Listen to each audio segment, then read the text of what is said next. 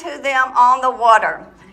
Jesus saw that, here's my disciples. They're in trouble now. They're in trouble again. And so I need to go save them, And so here they were. They're out on the sea, and there's a strong wind. And, a lot of times in all these waves, a lot of times we find ourselves in situations where it seems like it's a strong wind. There's a storm, waves about to go.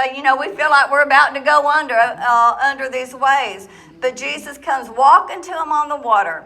And Jesus said, don't be afraid. But they thought it was a ghost, Jesus said, don't be afraid. Jesus told them that. But there's one translation that says, be brave. And so, he said, I'm here. I'm here. So don't be afraid. Be brave. So Peter decides he's going to be the brave one. And they're one in every crowd. As Pastor was talking about, they have that long finger to tell you you're not brave enough, you don't have enough faith, you're not trusting God enough, and all these things that you already know. I'm trying to get there. But anyway, Peter says, I'm going to be the brave one. And so he jumps out over the boat into the water. But he starts walking on the water toward Jesus. Now, I have to really say, that was a little bit courageous, wasn't it, for Peter? To even get out on the water, even get over on that side of the boat. You're already, these waves and wind are just going crazy. And so you have to give him a little bit of credit, for doing that. Just a little bit. But he's walking on the water to Jesus. And Jesus says, come on, Peter, come on, I'm right here, I'm going to take care of you. But he's out there walking toward Jesus, and all of a sudden he starts looking.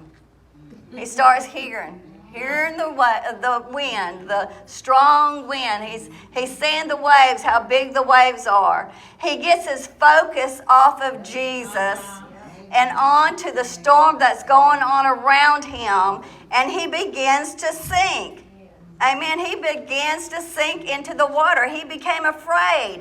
Amen. And then Peter, he took his focus off of Jesus, and Jesus, in his goodness, which he is good to all of us, even when we're beginning to sink, Jesus immediately grabbed Peter and pulled him out of the water and saved him. So, he doesn't just wait around and see what's going to happen to you. He comes immediately. Amen. Immediately when you cry out, he's crying out, Lord, save me.